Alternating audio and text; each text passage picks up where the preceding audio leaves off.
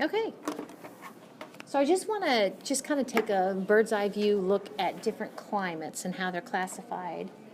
Of course, a climate, we said, is like a 30-year, it's the conditions of the atmosphere averaged over 30 years.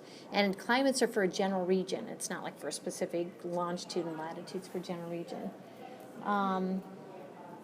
One of the things we're going to see is that it's kind of squishy where one climate ends and the other climate begins. That makes sense, right?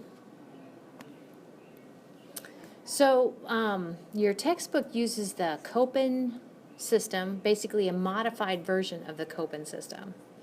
And like I said, if you want to underline down here at the bottom, descriptive system based upon precipitation and temperature.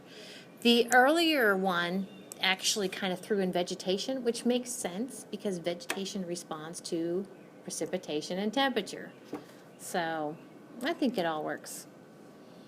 So I think it's kind of neat that we have these letters of the alphabet, A, B, C, D, E, and then we skip to H. And it's kind of cool because if you draw kind of quick and dirty, there's my equator, there's my poles, you can actually go A, B, C, D, E, and H is highlands. A, B, C, D, E, and H is highlands. Like these are kind of in bands. Okay, so it's not exactly like that, but it kind of goes that way a little bit. So A is closest to the equator, tropical. B is dry, so that would be what, where the Hadley and the Ferrell cell are, remember, so that's a kind of a dry region. Middle latitudes, that would be the Ferrell cell. Severe mid-latitudes, that would be kind of the upper part of the Ferrell cell, and actually I think that's where we are. Let's double check that. I think we're D's, okay? And then polar would be E's. So you see how it kind of goes like that, but it's not that simple. I wish it were that simple.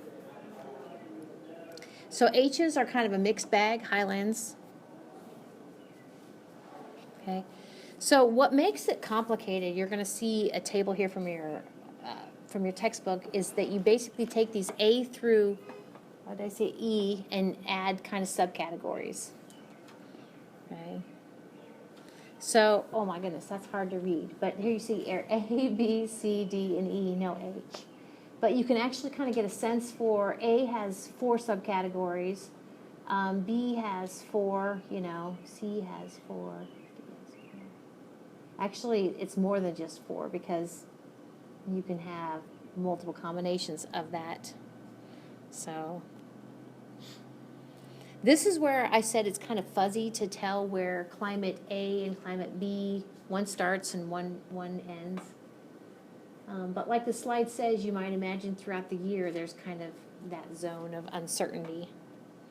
Makes sense. So what gives a climate its temperature and its precipitation? Kind of things we talked about when we talked about weather patterns back in, goodness, chapter 2 or chapter 3, I think it was. Your latitude, your proximity to the equator. Are you maritime or continental? That's the second one. The third one, are you upper elevations or lower elevations? Okay. Are you near a mountain? And what sort of, if you are marine, what sort of prevailing winds and or do you have a warm or a cold ocean current?